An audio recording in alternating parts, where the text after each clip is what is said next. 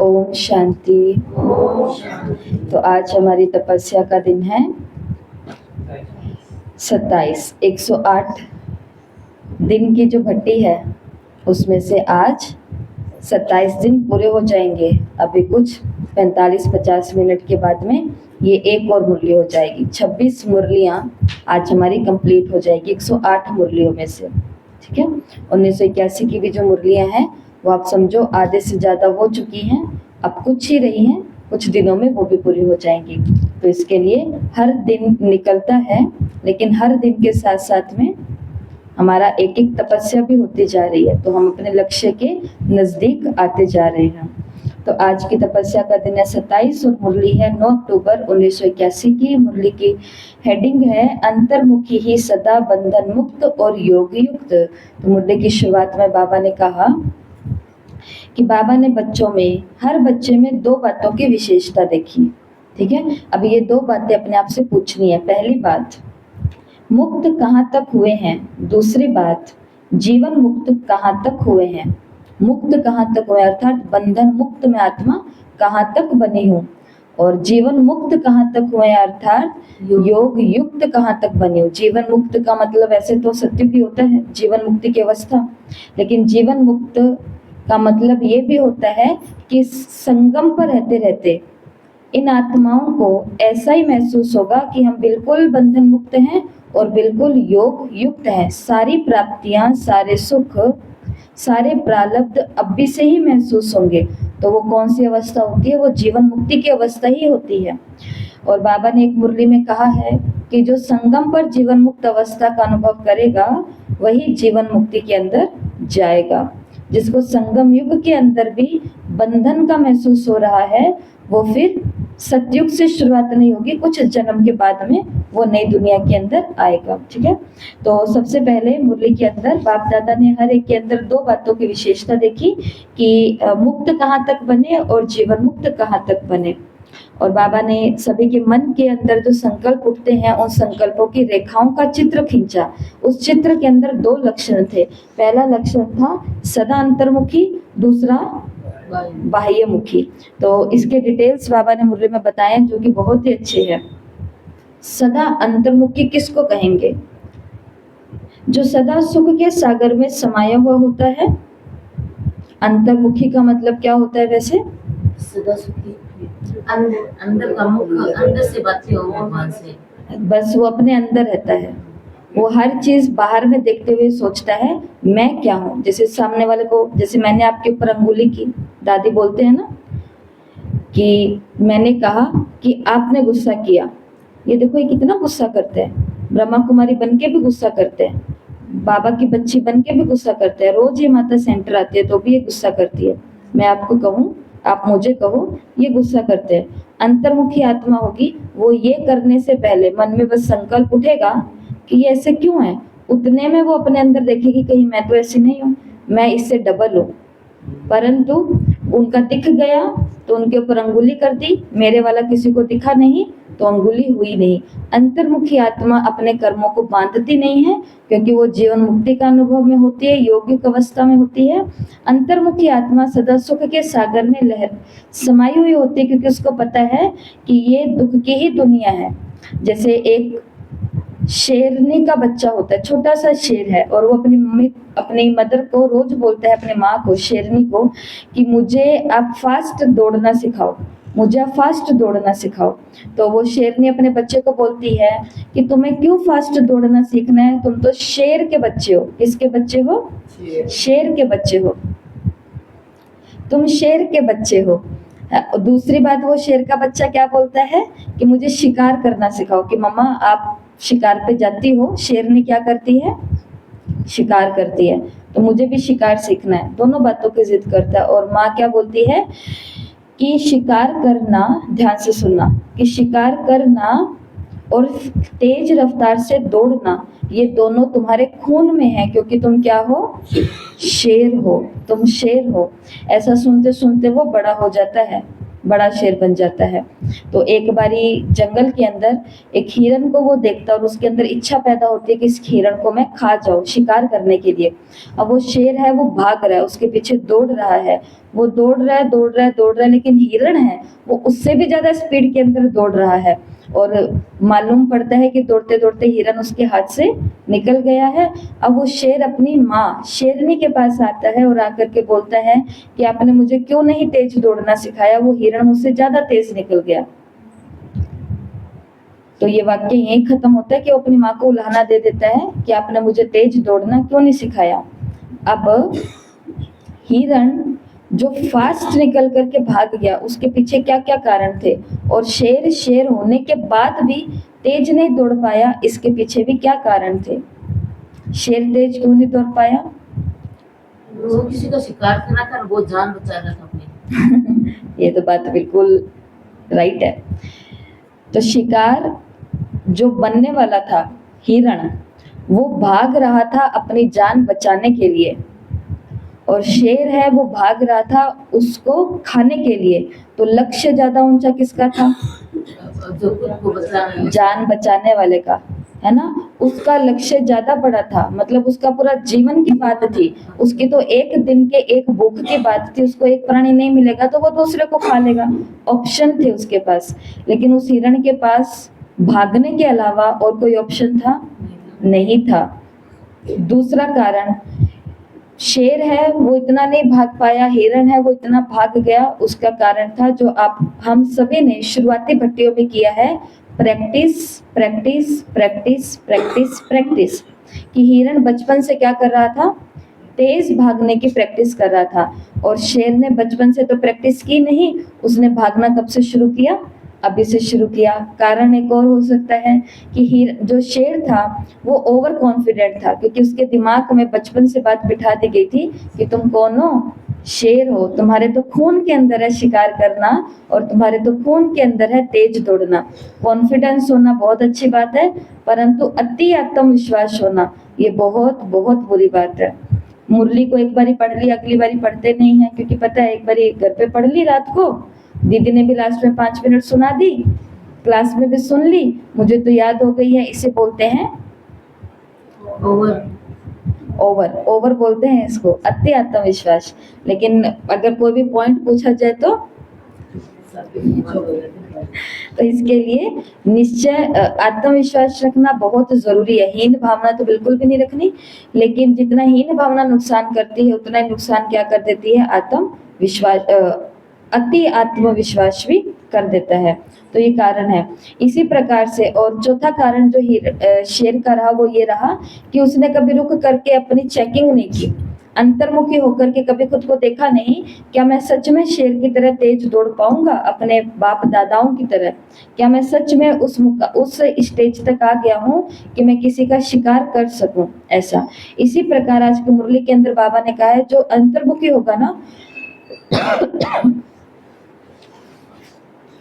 वो संकल्प द्वारा, वाइब्रेशन द्वारा, वृत्ति द्वारा, बोल द्वारा, संबंध द्वारा, संपर्क द्वारा केवल सभी को सुख की अनुभूति ही कराएगा। तो मैं अंतर्मुखी हूँ, अंतर्मुखी हूँ तो दोनों बातों की चेकिंग करनी है। क्या मैं सुख के सागर में समाया हुआ रहता हूँ?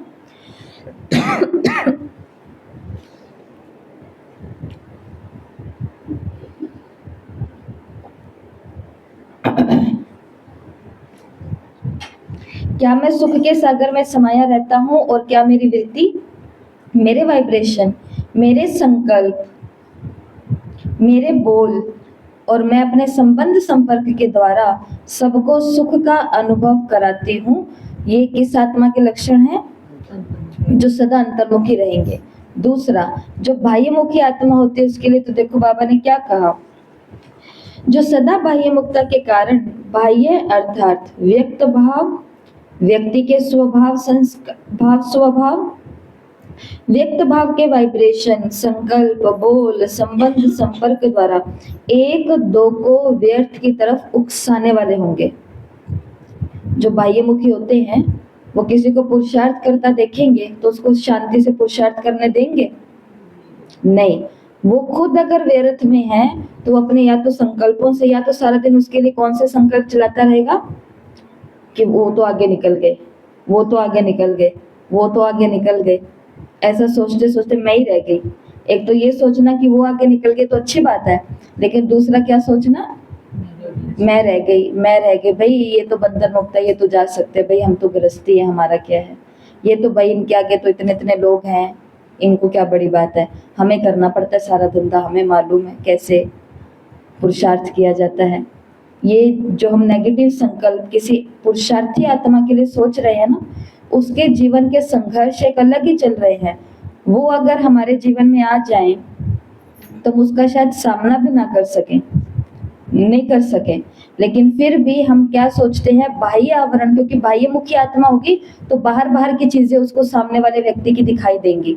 वो बाहर, जैसे आजकल स्टूडेंट्स के साथ हो रहा है, बच्चे क्रिकेटर को देखते हैं तो एकदम से ये चाहते हैं कि मेरे को भी इसके जैसा नेम फेम चाहिए, प्रशंसा, नाम किसके जैसा चाहिए, इसके जैसा चाहिए, इसके जैसा चाहिए, इसके जैसा चाहिए। और उसको कहा जाए कि अगर आपको इस क्रिकेटर की तरह, इस फुटबॉलर की तरह, या ये जो यूट्यूबर है इसकी तरह आपको प्रभावशाली बनना है, तो उसके लिए आपको अपना सारा का सारा बाहर की तरफ जो टाइम वेस्ट हो रहा है, उस दिन देखा था ना, टाइम ड्रेनर्स, वेस्टर्स, ये सभी चीजें देखी थी, जहाँ पे मेरा समय व्यर्थ में ही बह रहा है।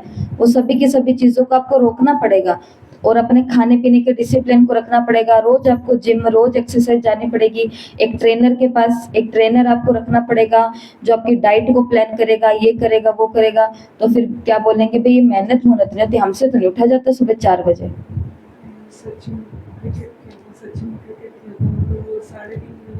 साढ़े 3, बताओ, वो क्रिकेटर जो राष्ट्र के लिए खेले तो उनका ये रूटीन। जो एक्टर है, जो सिर्फ, जो कोई राष्ट्र के लिए नहीं है कोई भी उनका, लेकिन फिर भी वो सिर्फ अपनी कमाई और इन सब चीजों के लिए काम कर रहे हैं, उसमें भी कई कई एक्टर्स का रूटीन है। आज कब से लेकर के आज दिन तक वो बताते हैं, जवानी से लेकर के बूढ़े हो गए हैं तो भी उनकी दिनचर्या क्या है, 3:30 4 बजे उठना। अपने माउंट आबू के अंदर जब दादी थे तब की बात है कि एक बहुत बड़ा जज आया था, जिसके लिए मुरली में भी कभी कभी आता है, मुरली में बाबा खुद ही कहते हैं। तो उस, लेकिन जब सुबह योग की बात आई, उसको बोला कि आप आना सुबह योग करने के लिए यहाँ पर, तो उसने उस चीज को हाँ नहीं भरी। क्यों? क्योंकि सुबह सुबह उठते ही वो अपने नोट्स तैयार करता है, वकालत की जो भी जज की पढ़ाई है वो करता है, कुछ केस के ऊपर ध्यान रखता है और पूरी दिनचर्या का शेड्यूल, पूरी की पूरा टाइम टेबल अपना बनाता है। आज कितने बजे क्या करना है, कहाँ किससे मिलना है, क्या बातें करनी है, ये सब चीजें। ये काम कब करता है? सुबह सुबह करता है। और ये कौन से लोग हैं? ये इसी दुनिया के लोग हैं। इसी प्रकार से जो बाह्यमुखी होगा वो केवल किन चीजों को देखा, बाहर की चीजों को तो देखेगा, लेकिन उस बाहर की चीज को प्राप्त करने के लिए एक तपस्या होती है, वो मेहनत नहीं करेंगे। और जब ऐसा काम नहीं करेंगे तो जो पुरुषार्थ कर रहे हैं, अच्छा काम कर रहे हैं, अच्छे मार्ग पर चल रहे हैं, तो बाबा ने कहा ये क्या करेंगे, उनको व्यर्थ की तरफ उकसाएंगे। क्या बोलेंगे कि पढ़ ली ना अपने मुरली, हम भी एक ही बारी पढ़ते हैं। ज्यादा ज्ञानी किस लिए बनना है? आओ बातें करें। इतना क्लियर तो नहीं बोलते आओ बातें करें, इतना स्पष्ट व्यर्थ में ले जाने वाला इतना स्पष्ट नहीं बोलता आओ बातें करें, आओ व्यर्थ करें। बाबा के ही शब्दों को आगे रखते हुए वो ये सब कुछ काम करते हैं। कि देखो, अपने को तो पता है ना कि अपने किस जंजाल में, ज्यादा ज्ञानी बन जाएंगे तो कल को इन बालक बालिकाओं का क्या होगा, इन बाल बच्चों का क्या होगा। अपने तो गृहस्थी में रहने वाले हैं, वो कर रहा होगा और उसको उकसा दिया जाएगा व्यर्थ की तरफ जाने के लिए। क्यों? क्योंकि उनको अपना एक टीम मेंबर भी चाहिए। ये किसकी निशानी है? बाह्यमुखी की। हम नहीं बोल रहे हैं, कहीं पर सोचो दीदी बोल रहे हैं, कौन बोल रहा है? बाबा ही बोल रहा है, सेम टू सेम शब्द। एक दो को व्यर्थ की तरफ उकसाने वाले होंगे, सदा अल्पकाल के मुख में लड्डू खाने वाले होंगे। अब बताओ अल्पकाल के लड्डू कौन से होते हैं? यही किस्सा। तो अल्पकाल के लड्डू क्या होते हैं? थोड़े से समय की जो प्राप्तियां हैं, कुछ घंटों की जो खुशी है, उसके लिए हम अपना पूरा का पूरा दीर्घ काल का जो चार्ट है वो खराब कर देते हैं। इसको बोलते हैं अल्पकाल के लड्डू खाना। अर्थात बाह्यमुखी जो होगा वो ये नहीं सोचेगा, जैसे बच्चों पर ही ले लेते हैं, जवान बच्चे, यंग बच्चे जो है उन पर अगर लें तो आजकल क्या हो रहा है, माँ बाप जो उनके लिए 30-30 साल, 20-20 साल, 25-25 साल जो उनके लिए त्याग तप मेहनत और बलिदान देते जा रहे हैं, बाहर का एक अल्पकाल के लड्डू के चक्कर में वो किसको धोखा दे देते हैं, माँ बाप को धोखा दे देते हैं। अल्पकाल का लड्डू का मतलब उधर से किसी दोस्त को खुश करना, उधर से किसी संस्कार को टेस्ट करना, उधर बैठे हुए किसी इंसान को राजी करना, उसकी महिमा की जो माला है वो अपने गले में डलवाना, इसको बोलते हैं अल्पकाल का लड्डू खाना। लेकिन ये अंतर्मुखी आत्मा नहीं कर सकती। अंतर्मुखी आत्मा को त्रिकालदर्शी होकर के आगे तक का दिखाई दे रहा है कि जिस मम्मी माता पिता ने मुझे 25 साल तक पाला है उनको आगे बिठा करके 25 साल सुख मेरे को ही देना है, तो फिर मैं इनके साथ ऐसा कैसे कर सकती हूँ, ये वाली बात है। अच्छा जी, तो पहली निशानी क्या बताई है कि वो व्यर्थ की तरफ दूसरों को उकसाने वाले होंगे। दूसरी बात, वो खुद अल्पकाल के लड्डू खाने वाले होंगे, औरों को भी खिलाने वाले होंगे। आगे की लाइन है, खुद भी खाएंगे और औरों को भी खिलाएंगे। खुद तो व्यर्थ की तरफ जाएंगे, अर्थात अल्पकाल का लड्डू खाने, मतलब ऐसा कुछ कर्म करेंगे प्रैक्टिकल में, कहीं जाना कहीं आना, कुछ बातें छिपाना, बिना पूछे किसी से मिलना, बिना पूछे अपने यज्ञ को डिस्टर्ब करना, ये सब चलो पूछ के भी डिस्टर्ब नहीं करना, पर बिना पूछे तो बिल्कुल ही नहीं करना। तो ऐसा कुछ भी करना, तो ये लड्डू खुद भी खाएंगे और कहेंगे कि तू भी मेरे साथ चलना, तू भी मेरे साथ ये करना, ऐसा।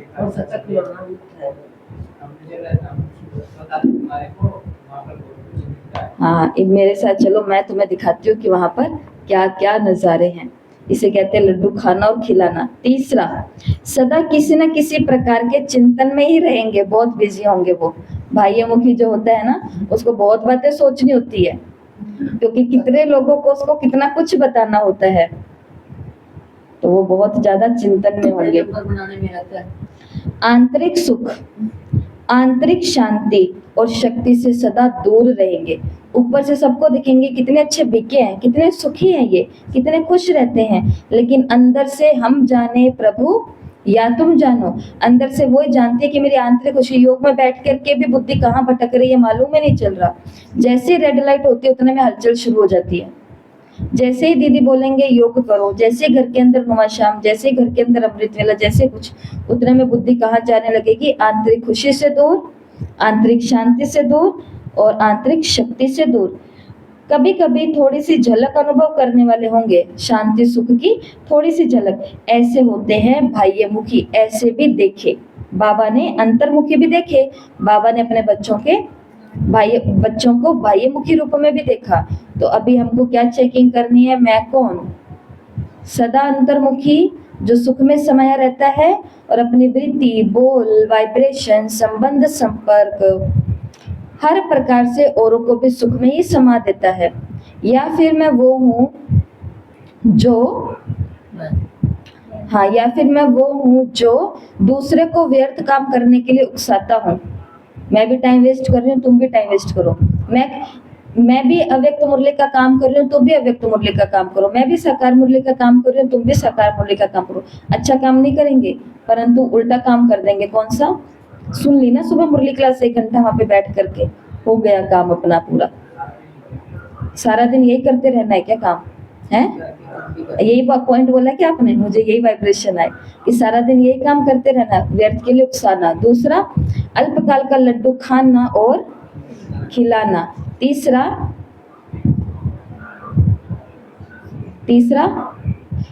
आंतरिक चिंतन करते रहना, बहुत ज्यादा चिंतन करते रहना। और चौथा, आंतरिक सुख, शांति और शक्ति से दूर रहना, अनुभव करना, लेकिन कभी कभी अनुभव करना। ये बाबा ने बाह्यमुखी की बताई निशानी। और फिर बाबा ने बोला मुरली को चेंज करते हुए कि अभी दीपावली आ रही है। क्या आ रही है? दिवाली। और दिवाली पर क्या रखते हैं? नया नया खाता, नया चोपड़ा रखते हैं। पुराने की जगह क्या रख देते हैं? नया। वो स्वास्तिका बनाना, गणेश जी बनाना, पूजा करना, खातो भाई की, वो सब कुछ करते हैं। तो बाबा ने कहा तो बिजनेसमैन तो अपने चोपड़े ही देखेंगे, पुराने खाते नए खाते देखेंगे। बाप क्या देखेंगे? बाप भी हर बच्चे के पुराने खाते कहाँ तक समाप्त हुए और नए खाते में क्या क्या जमा किया है वो ही देखेंगे। तो बाबा भी हमारा क्या देखते हैं? चोपड़ा देखते हैं। तो हमें भी अपने जीवन में इस मुरली से आज क्या सीख लेनी है? अंतर्मुखी होकर के, ये काम अंतर्मुखता के ही है, अंतर्मुखी होकर के देखना है कि पुराने संस्कार मैंने कितने खत्म किए हैं और बीके लाइफ के, ईश्वरीय जीवन के नए संस्कारों को मैंने कितना धारण किया है। पुराने रिश्ते नातों से कितनी मैंने दूरी बनाई है। दूरी बनाने का मतलब शरीर से दूरी नहीं बनानी है, अर्थात घर छोड़ दूंगी, आश्रम धमकियां देनी शुरू कर देते हैं, मैं चली जाऊंगी माउंट आबू। कोई जाएगा माउंट आबू? बताओ। माउंट आबू माताओं को लेकर के जाते हैं, 4 दिन की टिकट, 5 दिन की टिकट के अलावा 1 दिन और एक्स्ट्रा उनको रहने के लिए बोल दो कि माता जी आपको रुकना है, अभी अपना ना कैंसिल हो गया, कल वाली ट्रेन में चलेंगे। वो 1 दिन उसका कैसे निकलेगा?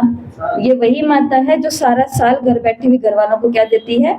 धमकी देती है, चली जाऊंगी मैं दीदी के पास, चली जाऊंगी माउंट आबू, चली जाऊंगी दीदी के पास। तो ना दीदी के पास 1 घंटे से ज्यादा टिक पाते हैं मुरली क्लास के अलावा, और ना ही माउंट आबू में टिक पाते हैं। तो ऐसी झूठी धमकियां देंगे घर वालों को, तो किसी दिन वो खुद ही बोरिया बिस्तरा पैक करके पकड़ा देंगे और कहेंगे चलो निकलो, जाओ दीदी के पास। बताओ दीदी रखेगी? क्यों रखेगी दीदी? बिल्कुल नहीं रखेंगी। इसके लिए अंतर्मुखी होकर के सोचना है। तो यहाँ पर ये बात हमने आपको क्यों कही? दूरियां रिश्तों में वैसे नहीं बनानी है, परंतु वैसे तो बनानी ही पड़ेगी, क्योंकि ज्यादा ये जो आजकल ये चिंतन की बीमारी लगी हुई है हम सभी को सोचने की, ये बाह्य मुक्ता के कारण ही है। अंतर्मुखी तो इतना सारा बोझ किसको दे देता है? जब सोचना है तब सोचेंगे, अब जब नहीं सोचा जा रहा तो बाबा संभालो। तो दिवाली पर क्या है? चोपड़ा। चोपड़े के अंदर चेक करना है पुराना कितना समाप्त हुआ और नया कितना जमा हुआ। बाबा ने भी ये देखा। तो जमा हो रहा है या नहीं हो रहा? क्या कह रही है आपकी अंतरात्मा? हो रहा है। और पुराना खत्म हो रहा है या नहीं हो रहा? हो रहा है। Very good. तो यहाँ पर है फिर उद्घाटन, इनॉग्रेशन। तो बाबा ने कहा उद्घाटन होता है। उद्घाटन के अंदर रिबन कटिंग और ये सब चीजें होती है ना किसी भी जगह का। तो बाबा ने कहा जब उद्घाटन जब होता है तो थाली के अंदर फूलों से सजाया जाता है और कैंची कहाँ रखी जाती है? उन फूलों के अंदर। वो आजकल मजाक वगैरह करने के लिए वो नीचे और इधर उधर कर देते हैं, परंतु वो थाली के अंदर, फूलों के अंदर ही होती है कैंची। तो आज की मुरली के अंदर बाबा ने भी बोला उद्घाटन के लिए तैयारी कर रहे हो? ब्रह्मा बाबा इंतजार कर रहे हैं। किसका? किस चीज का उद्घाटन? गेट खोलने। हाँ, गेट खोलने का उद्घाटन। तो तैयारी कर रहे हो उद्घाटन की? कैसे भी उद्घाटन कराते हो तो कौन सी तैयारी करते हो? क्या क्या चीजें रखते हो? तो उद्घाटन के पहले जो भी रिबन बांधते हो या फूल बांधते हो, पहले कैंची से काटते हो, फिर उद्घाटन होता है ना। फिर कैंची को रखते कहाँ हो? फूलों से सजी हुई थाली के अंदर रखते हो। तो इससे क्या सिद्ध होता है? बंधन मुक्त होने के पहले 2 चीजें हैं। कैंची क्या करेगी? बंधन मुक्त। लेकिन वो बंधन मुक्त बनने वाली कैंची को पहले कहाँ रखा गया है? फूलों के अंदर रखा गया है। तो कैंची को रखने से पहले फूल वहां पर उपस्थित थे ना। तो पहले क्या करना पड़ेगा? बंधन मुक्त बनने के पहले अपने अंदर, फूल का मतलब होता है गुण, गुण का मतलब होता है संपन्नता, दिव्यता। तो बाबा ने कहा बंधन मुक्त होने के पहले स्वयं को गुणों के फूलों से संपन्न करना है, तो स्वतः ही बंधन मुक्त हो जाएंगे।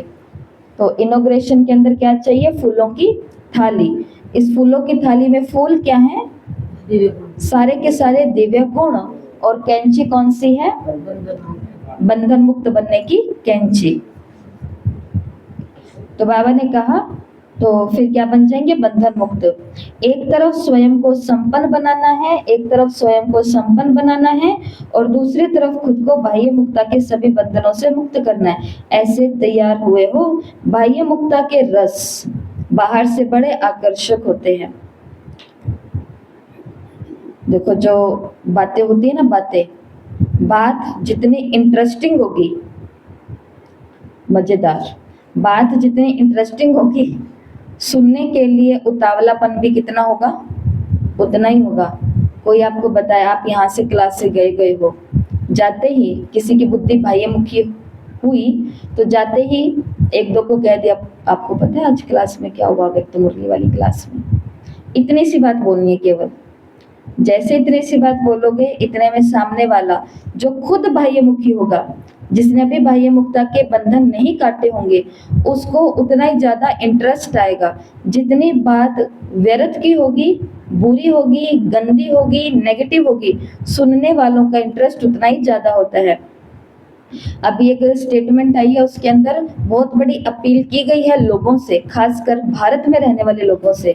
उसके अंदर क्या कहा गया है कि एक सीरियल के बारे में वो बता रहे हैं, जिसके अंदर दो लोग आपस में लड़ते हैं और उस चैनल की टीआरपी बढ़ जाती है। टीआरपी का मतलब देखने वाले लोग हैं वो बढ़ जाते हैं, व्यूवर्स जो होते हैं वो बढ़ जाएंगे तो जितना लोग देखेंगे उतना देखने से उनके पास कमाई भी उतनी आती है।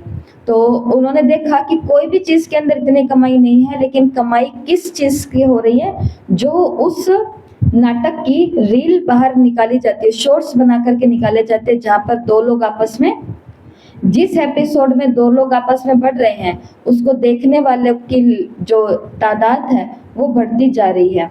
तो अभी अपील की जा रही है कि आप इस बात को समझो कि दो लोग लड़ रहे हैं, उसका फायदा कौन उठा रहे हैं, कंपनी वाले। कमाई तो उनकी हो रही है ना, उनको तो जितनी सैलरी मिलनी है, लड़ने वालों की जो एक्टिंग कर रहे हैं उन्हें तो उतने ही पैसे मिलने हैं, कहने का भाव।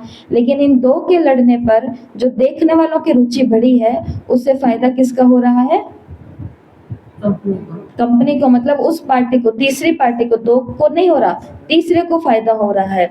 तो उन्होंने बोला कि जब दो लोगों के लड़ने से एक चैनल को अरबों का फायदा हो सकता है, या लाखों करोड़ों की बात नहीं है, अरबों का फायदा हो सकता है। तो सोचो, जब दो धर्म एक साथ लड़ेंगे तो तीसरे ग्रुप को कितना फायदा होगा। जब दो घर आपस में लड़ेंगे तो तीसरे घर को कितना फायदा होगा। जब दो संप्रदाय आपस में लड़ेंगे तो तीसरे को कितना फायदा होगा। और जब दो देश आपस में लड़ेंगे तो तीसरे को कितना फायदा होगा। इन दो का तो केवल नुकसान ही हो रहा है, फायदा तो किसको हो रहा है, सारा का सारा तीसरे को। तो क्या ये बुद्धिमता है। और देखो, किसी अनजान के साथ जाके तो लड़ेंगे नहीं, लड़ेंगे बहसबाजियां भी करेंगे तो किसके साथ करेंगे, हम अपने वाले के साथ ही करेंगे। लेकिन वो करनी है और वो बंद दीवार के अंदर करनी है। जो भी हमारे मन में संकल्प विकल्प आ रहे हैं, अंदर अंदर करो, तीसरा इसका फायदा ना उठा सके, इतना काम जरूर करना है। इसका मतलब ये नहीं है कि बातें नहीं करनी, लड़ना झगड़ना नहीं है, संकल्प विकल्प नहीं आते हैं, संसार में रहते ये हो रहा है। लेकिन इतना तो ख्याल रखें कि ये कहाँ पर होना चाहिए। घर वाले आपस में लड़ते हैं, बहू सास से लड़ रही है, सास बहू से लड़ रही है, लड़ लो, फायदा कौन उठाएगा, पड़ोसी उठाएंगे, वो उठाएंगे और वो उठा रहे हैं। पति पत्नी आपस में लड़ते हैं, वो लड़ते ही जाते हैं पूरा दिन सबके आगे आगे, इसका फायदा कौन उठाएंगे। उनके सामने जो उनके छोटे भाई बहन या सास ससुर या जो भी लोग रह रहे हैं, वो इसका फायदा उठा लेंगे कि बेटा बहू में आपस में तो पड़ती नहीं है, बीच में घुस करके मैं तो अपना काम कर लूं थोड़ा सा। इसके लिए ये बात आज बाबा ने मुरली के अंदर बोली है कि बाह्य मुक्ता की जो बातें होती है ना, ये रस बाहर से बहुत आकर्षण करने वाला होता है। और जो अंतर्मुक्ता की बातें होती है, ये बोरिंग बातें होती है, इनको कोई सुनना नहीं चाहता, इनके व्यूज भी कम होते हैं, इनको सुनने वाले भी कम होते हैं, इनका सब कुछ कम कम होता है, क्योंकि इस बात के अंदर कोई भी रस नहीं है। ये बात पॉइंट टू पॉइंट है, ये बात डायरेक्ट है। तो बाबा ने आज की मुरली के अंदर लास्ट में सफलता की बात कही है। असली सफलता किसको कहा जाता है। बाबा ने मुरली के अंदर बोला कि ये जो भी बाहर के आकर्षण वाली बातें हैं ना, पहले तो इनको कैंची लगा दो, मुझे बाहर की कोई भी बातें, जिस बात में ये परीक्षा की घड़ी है, जब आपके सामने कोई आकर के बोले कि पता चला उनके घर क्या हुआ, पता चला उस दीदी के साथ क्या हुआ, पता चला उस जिज्ञासु के साथ क्या हुआ, वो वहां पर क्यों नहीं जाते, वो वहां से क्यों नहीं आते, आजकल हो क्या रहा है, ये सभी प्रकार की जो न्यूज है, क्या ये परम धाम हमारे साथ जाने वाली है। जाए तो हम सोचें इसके बारे में, नहीं जाने वाली ना, तो इसको आज क्या लगा देनी है, कैंची। मैं कहाँ पर हूँ, मुझे क्या पुरुषार्थ करना है वो सोचना है। और फिर बाबा ने मुरली के अंदर बोला, प्रशंसा हो जाती है लेकिन प्रत्यक्षता और सफलता नहीं होती है। तारीफ हो जाती है, बहुत अच्छे सेवाधारी हो, बहुत अच्छी मुरली सुनाते हो, लेकिन ना तो मेरी मुरली सुनाने से प्रत्यक्षता हो रही है बाबा की, ना ही मुझे शांति की, संतोष की, सफलता की प्राप्ति हो रही है। तो क्या उसे सफलता कहेंगे एक्चुअल में? नहीं कहेंगे। बाबा ने कहा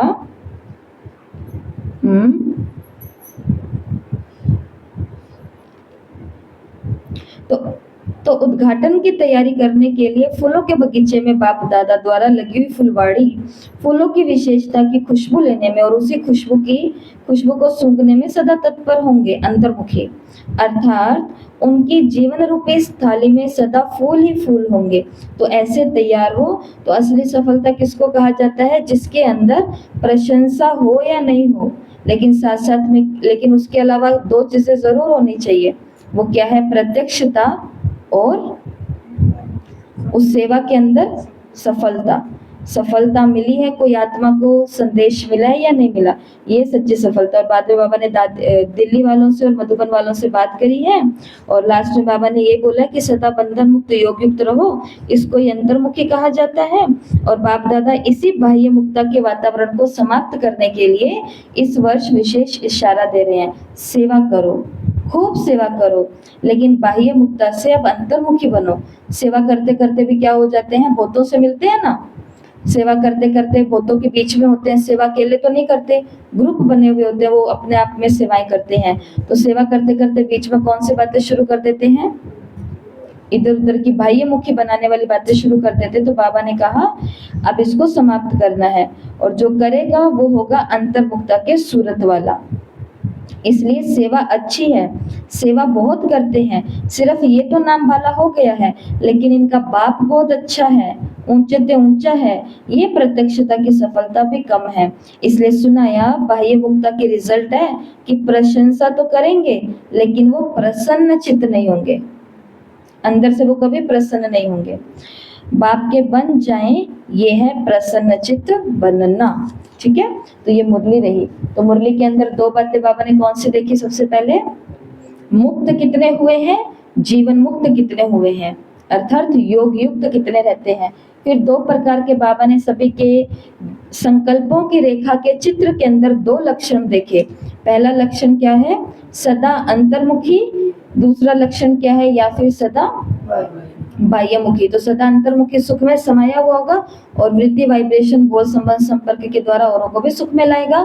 जो बाह्यमुखी होगा वो व्यर्थ के लिए उकसाएगा। तो आपको जब जब कोई व्यर्थ के लिए उकसाए तो उकसना है व्यर्थ के लिए। बताओ, पॉजिटिव बातों के लिए उकसाने वालों के बाबा ने कहा कि कंठ सूख जाते हैं, लेकिन तो भी उकसते नहीं हैं कि मुझे पुरुषार्थ करना है, यस मुझे मुरली पढ़नी है, मुझे रोज होमवर्क करना है। वो सुना करके 8-9 महीने निकल गए, पर वो उकसना ही नहीं है तो नहीं उकसना। लेकिन व्यर्थ के लिए उकसने में कितना टाइम लगना है? सेकंड भी नहीं लगेंगे, शायद सेकंड लगते ही नहीं है। तो इसका मतलब मेरे किस चीज की कमी है? अंतर्मुक्ता की। तो अभी आपको बताएंगे अंतर्मुखी बनने के 7 तरीके होते हैं, वो भी आपको सुना देंगे, ज्यादा अंतर्मुखी बनना है तो। और बाह्यमुखी होगा, और दूसरा लक्षण क्या होगा उसका? कि वो अल्पकाल के लड्डू खाएगा और औरों को भी टोली बनाई है, टोली खाओ खिलाएगा, वो कह रहे नहीं। तीसरा कि वो चिंतन बहुत ज्यादा करेंगे। तो जिनको आजकल ज्यादा चिंतन की आदत है उनको चेक करना है कि मेरी अंतर्मुक्ता की स्थिति कम है, इसलिए मैं चिंता कर रहा हूँ। और चौथा क्या है? चौथा क्या था बाह्य मुक्ता का? ना आंतरिक खुशी, ना आंतरिक शांति, ना आंतरिक शक्ति का उनको अनुभव होगा, परंतु कभी कभी होगा। अनुभव सुनाते हैं कई। अब वो कौन सा अनुभव सुना रहे हैं? 10 साल पहले ज्ञान में आए थे, जो अनुभव हुआ था आज तक वही अनुभव सुना रहे हैं। कुछ नया अनुभव ही नहीं हुआ इतने दिनों के अंदर, इतने सालों के अंदर। जबकि अनुभव हमें, अब बाबा मिलन हर दिन हो रहा है, तो हर दिन हमें क्या होना चाहिए बाबा से? हर दिन अनुभव। हम तो हर दिन अनुभव करते हैं कि ये आज का अनुभव रहा, ये आज का अनुभव रहा। और अनुभव कौन से? आंतरिक खुशी के, आंतरिक शांति के और आंतरिक शक्ति के। इनको कभी कभी होंगे। उद्घाटन, ब्रह्मा बाबा इंतजार कर रहे हैं उद्घाटन करने का। उद्घाटन के लिए कुछ चीजों की तैयारी करनी होती है, थाली होती है, फूल होते हैं, उसके अंदर कैंची होती है। तो बंधन मुक्त बनने की कैंची लगाने से पहले खुद को पहले सभी गुणों में संपन्न बनाना है। कहीं पर ऐसा ना हो गुण संपन्न हम बने ना, बंधनों को काट करके बैठ जाए, वो कटेंगे ही नहीं। वो कैसे कटेंगे? वो याद आएंगे बार बार से। तो इसलिए पहले गुण धारण करने हैं, फिर बंधन मुक्त बनना है। और लास्ट में सफलता के लिए बाबा ने कहा प्रशंसा के ऊपर खाली खुश नहीं होना है, क्योंकि जो आज प्रशंसा कर रहे हैं वो कल, जिन्होंने आज यहाँ पर बिठाया है वो नीचे उतारने में भी ज्यादा देरी नहीं लगाएंगे। जिन्होंने कल ही हमें फूल की माला पहनाई थी वो आज ही हमें कालिक पोतने के अंदर देरी नहीं करेंगे। संसार ऐसा ही है, ये संसार ऐसा ही है। इसके लिए प्रशंसा के ऊपर टिके नहीं रहना कि ये इतने सारे लोग जो है ना, ये यूट्यूब वाले, ये वाले, ये सब लोग मेरी इतनी महिमा करते हैं। कल सबने बोला दीदी आप बहुत अच्छे हो, दीदी आप बहुत अच्छे हो, दीदी आप बहुत अच्छे हो। तो इसमें खुश हो जाऊं मैं? खुश हो गई तो रिस्क किसको है? सारा का सारा वो शेर अगर इसमें खुश हो जाएगा कि मम्मी ने बोला है कि भाई तुम शेर हो, तुम दौड़ भी सकते हो, तुम शिकार भी कर सकते हो, और प्रैक्टिस नहीं होगी, दूसरों के ऊपर डिपेंड हो जाएंगे कि ये बोल रहे हो आप बहुत अच्छे हो, तो कल को आप बोलोगे आप बहुत बुरे हो, तो मैं तो इस जीवन से हाथ ही धो लूंगी। इसके लिए किसको देखना है? प्रत्यक्षता हम कितनी कर रहे हैं? सेवा करो, बाबा ने मुरली में बोला सेवा करो, और सेवा भी कितनी करो? बाबा ने कहा खूब करो। सुना मुरली में अभी? सेवा करो और सेवा भी कितनी करो? खूब करो। लेकिन हर सेवा करते हुए ये जरूर होना चाहिए बाप कितना प्रत्यक्ष है, बाप कितना अच्छा है, सामने वाले को ये फील होना चाहिए ये तो अच्छे हैं हमारे निमित्त। जो अच्छा उसको तो अच्छा ही कहेंगे, अच्छे तो है ये, परंतु इन्हें अच्छा बनाने वाला कौन है? वो है सबसे ज्यादा अच्छा। और वो कौन है? तो ये मुरली है। अब किन किन को पहले तो सच सच बताओ जो कहते हैं मेरे को अंतर्मुखी बनना है, मेरे को ये बाह्य मुक्ता के लड्डू और ये जो लोग मेरे को उकसा देते हैं सभी चीजों से मेरे को हटना है, बस बहुत हो गया। तो अभी 7 तरीके ध्यान से सुनना, लिखना, ना केवल सुनना लिखना, परंतु आज से उसके ऊपर काम करना, क्योंकि लिखने सुनने से केवल कुछ नहीं होने वाला। अभ्यास, प्रैक्टिस, प्रैक्टिस, प्रैक्टिस। तो पहला है अंतर्मुखी वही बन सकता है जो बहुत ज्यादा मौन में रहता है। मौन का मतलब पूरा दिन मुंह पट्टी लगा करके नहीं रहना है, टेप चिपका करके नहीं रहना है। मौन तो वो भी रहता है जिसका मुंह फूल जाता है, किसी दिन झगड़ा हो गया, उस दिन घर के अंदर कैसा सन्नाटा होता है, लेकिन उसको क्या शांति कहेंगे? देखो हमारे घर में आज कितनी शांति है, ऐसा कहेंगे? नहीं कहेंगे ना। ये हम सभी अनुभवी है ना अपने लौकिक जीवन में, हमको वो वाली शांति नहीं चाहिए। तो मौन का मतलब होता है कि जब बोलने की जरूरत है तब बोला, ज्ञान युक्त बातें, परिवार के साथ प्रेम स्नेह की बातें, काम करने वाली बातें, अच्छी अच्छी बातें जो भी है। और उसके बाद में ज्यादा से ज्यादा क्या करना है? बीच बीच में क्या हो जाना है? चुप। भाषण करना है, क्लास करानी है, कोर्स कराने हैं, मुरली सुनानी है तो बोलेंगे, इसके अलावा क्या हो जाएंगे? चुप। तो अगर जिसको अंतर्मुक्ता का अनुभव करना है तो उसका पहला तरीका होता है कि उसको मौन बहुत ज्यादा रहना पड़ता है। दूसरा, जिसको अंतर्मुखी बनना होता है उसे मेडिटेशन बहुत करना होता है। अगर आप बाह्यमुखी हैं, बाहर के रस आपको खींच रहे हैं, इससे एक बात पक्की पक्की सिद्ध हो रही है कि आपका योग का चार्ट बहुत कम है। योग का चार्ट बहुत कम है। ये बाबा ने अमृत वेले की जो पुस्तक है हमारी, उस पुस्तक अर्थात पुस्तक क्या है, उस पुस्तक के अंदर अव्यक्त मुरलियों में अमृत वेले के लिए बाबा ने क्या क्या कहा है वो सब लिखे हुए, छांट करके अलग से बातें।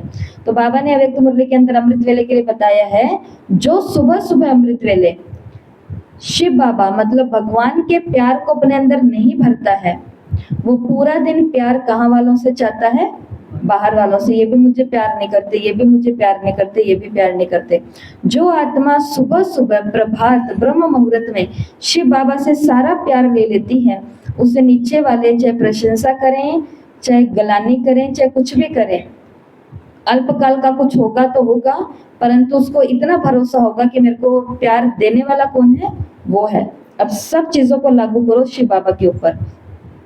तो इसके लिए क्या बढ़ा देना है, अंतर्मुखता का अभ्यास करना है तो अपना योग बढ़ा देना है। काम किया योग में बैठे, काम किया योग में बैठे, काम किया योग में बैठे।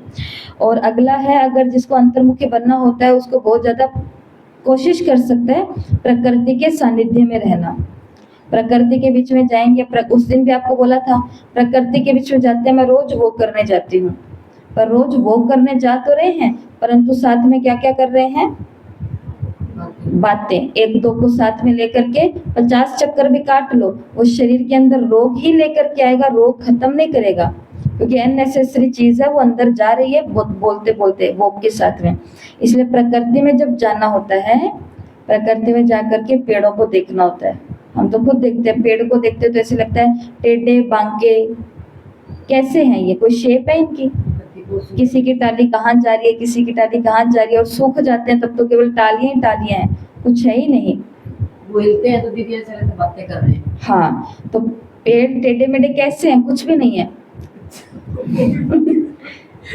बिल्कुल सही कह रहे हैं। तो ये भी लिखा हुआ मैंने कहीं पढ़ा था, बोलते का मतलब क्या होते हैं, वाइब्रेशन कैच करते हैं और वाइब्रेशन देते हैं, पर वो बोलते उसी से ही हैं जो उनके लिए ऐसा कुछ कर भी रहे होते हैं। वैसे सारा दिन किसी से थोड़ी ना बोलते रहेंगे, संकल्पों की बात है ये। तो समान लोग एक दूसरे को समझ सकते हैं। तो जो प्रकृति को समझ सकता है वही जो प्रकृति के सानिध्य में रह सकता है वही तो प्रकृति की भाषा को समझ सकता है। उदाहरण के तौर पर बच्चा क्या बोल रहा है ये माँ के अलावा किसी को समझ ही नहीं आता।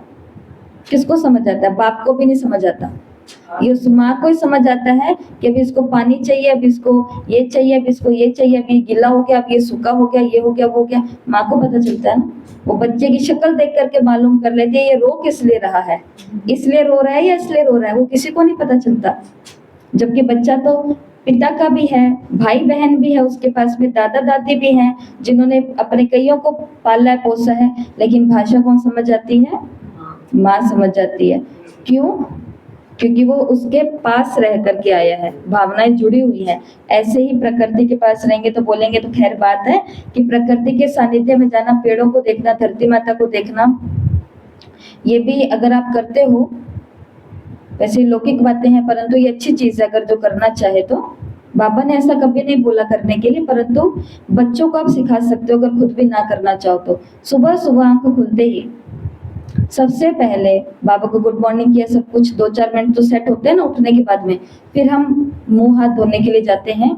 तो मुंह हाथ धोने के लिए बिस्तर से नीचे उतरेंगे 2-3 मिनट के बाद में बाबा से थोड़ी आंखें खुलवा करके, और जब नीचे उतरते हैं पहला पैर धरती पर रखते ही क्या करना है, धरती माता को प्रणाम करना है, नमस्कार करना है, नमस्ते करना है, आशीर्वाद लेना है, शुक्रिया करना। ठीक है, वो हम योग से कई चीजें करते हैं, परंतु अगर आप बच्चों को कुछ सिखाना चाहते हो या करना चाहते हो तो ये भी जैसे हमने बचपन में सीखा था, आदत ऐसी बन चुकी है, ज्ञान में आने के बाद बाबा ने नहीं सिखाया, परंतु दोनों जने उठते हैं, लौकिक में भाई बहने उठते ही हमारा संस्कार है पहले हम धरती माता को प्रणाम ही करते हैं। तो क्योंकि ये संस्कार अच्छा है तो इसको कभी छोड़ने की कोशिश भी नहीं की। ये अच्छी चीज है कि भाई इसके ऊपर रह करके सेवा करनी है, इसके ऊपर रह करके बाबा का नाम रोशन करना है, तो ये धरती है जो सही स्थान पर लेकर के जाएगी और सही दिशा दिखाएगी। ऐसा कैसे भी तो प्रकृति के सानिध्य में रहना अर्थात प्रकृति को महसूस करना, इससे भी क्या बढ़ती है, अंतर्मुखता बढ़ती है।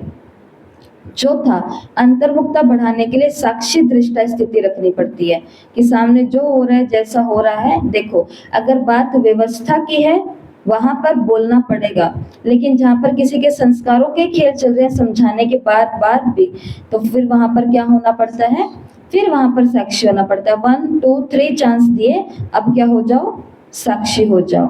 ठीक है, और साक्षी भाव। और 5वां, अगर अंतर्मुखी होना है तो उसके लिए एक संस्कार बनाना पड़ेगा और वो है 0 एक्सपेक्टेशन, उम्मीद रखना। उम्मीद कितनी कर दो अपनी, 0 0। जो बाहर वालों से उम्मीद को 0 कर लेगा वो उतना ही ज्यादा अंतर्मुखी होगा और वो उतना ही ज्यादा सुखी होगा। दुख का एक कारण क्या है हमारा, हम सभी का, कि हम सामने वाले से उम्मीद कर लेते हैं। हम सामने वाले से उम्मीद करते हैं कि अगर मैं ये कर रही हूँ तो ये भी ये ऐसा ही करेंगे, और वो ऐसा नहीं करेंगे तो मेरे को क्या लगेगा, दुख लगेगा। तो ऐसा। और छठा है, अंतर्मुखता के लिए डिजिटल डिटॉक्स या डिजिटल व्रत या डिजिटल छुट्टी या डिजिटल हॉलीडे, कुछ भी बोलो, ये जो दुनिया है इसको बीच बीच में क्या करना पड़ता है, छोड़ना पड़ता है। देखो हमने आपको आज साकार मुरली में अनुभव सुनाया, वो एक लेडी का सुनाया, माता है वो माता, उनका अनुभव सुनाया, और लेकिन उनका मोबाइल बिल्कुल छूट गया। मात्र कुछ घंटे का भी उन्होंने पता नहीं योग किया है कि नहीं किया, अभी तो केवल ज्ञान सुना है, उसमें डिटॉक्स हो गया। तो हम तो इतने ज्ञानी ध्यानी लोग हैं, हमें भी बीच में क्या कर लेना चाहिए, क्योंकि इसके अंदर कौन सी दुनिया है, थोड़ी सी गड़बड़ी भी होती है ना यहाँ पे। तो बाह्य मुक्ता को देखते हैं, फैशन को देख लेते हैं, एक्टर एक्ट्रेस को देख लेते हैं, नए नए खाने की डिशें देख लेते हैं, सब कुछ देख लेते हैं। तो अंदर बैठे बैठे बाबा को बोलते हैं कि बाबा मेरे को क्या याद कि मैं पिछले क्या क्या पाप करके आई हूँ, क्या खा पी करके आई हूँ, मेरा तो सब कुछ छुड़ा दिया आपने, अभी मजे भी नहीं है, आनंद भी नहीं है, कुछ भी नहीं है। इसके लिए जैसा इनपुट होगा वैसा आउटपुट होगा। देखोगे अगर ऐसा तो इच्छा भी कैसी पैदा होगी, ऐसी होगी, फीलिंग्स वैसी ही आती है। इसलिए बाह्य मुक्ता के लिए ये भी एक काम है। और लास्ट काम है जो कि हर दिन हमें करना ही करना है, हर हाल में, और वो है आत्म विचार, आत्म चिंतन। जो बाबा ने मुरली के अंदर बोला उसके लिए सोचते जाना, एक पॉइंट के ऊपर गहराई से सोचते जाना, ये पूरे दिन में पूछना आज बाबा ने क्या कहा। हो सकता है ना ये सब चीजें। तो अब ये 7 तरीके हैं, इन 7 तरीकों को आपको अपने नोटबुक में लिखना है, ठीक है। क्लास को सुनोगे तो आ जाएंगे, ग्रुप में भेज देंगे। और दूसरा काम आज सभी को करना है, एक आभासी उद्यान। उद्यान का मतलब क्या होता है, पार्क, बगीचा। और आभासी का मतलब केवल विजन बना करके, जो मैंने आभास किया है, महसूस किया है। तो एक ऐसा गार्डन आपको बनाना है। उस दिन देखो झूला, गार्डन सब कुछ बना बना करके भेजा, फूलों के अंदर अपनी अपनी फोटो लगा करके भेजी, बहुत सुंदर था। कितनी अच्छी कलाकृति है, कितना अच्छा ये आर्ट है जो आप सभी को आता है। तो ऐसे ही आज एक क्या बनाना है, बगीचा बनाना है। और उस बगीचे के अंदर क्या लगाने हैं, फूल ही फूल लगाने हैं। आपके पास ऑप्शन है, आप बगीचा बना सकते हो या फिर एक थाली बना सकते हो। थाली भी कैसी होनी चाहिए, क्योंकि आज बाबा ने फूलों की बात करी है, तो वो बगीचे से जुड़े होते हैं। और जैसे बाबा ने थाली से बात करी तो उससे, तो थाली बनाओ, उसके अंदर बहुत सारे फूल बनाओ, लेकिन चाहे बगीचा हो चाहे थाली हो, फूल जहाँ होंगे उन फूलों के साथ साथ उन फूलों के नाम भी लिखने हैं, गुण वाले नाम लिखने हैं, जो उस दिन भी किया सभी ने, आज फिर से करना है। जितने फूल उतने सारे गुण, ठीक है। तो ये सभी जो गुण आप लिखोगे, आपको याद आएगा कि बाबा ने इन सभी गुणों में संपन्न बनने के लिए मुझे कहा है। और एक बारी मैं बस अच्छाई को धारण कर लूं, बुराई टिकेगी ही नहीं। कोर्स का दिन याद करो, दीदी बोलते हैं, बहनें क्या बोलते हैं कोर्स के दिनों में, रावण का एक सिर काटोगे तो दूसरा आ जाएगा, दूसरा काटोगे तो तीसरा आ जाएगा, तीसरा काटोगे तो चौथा आ जाएगा।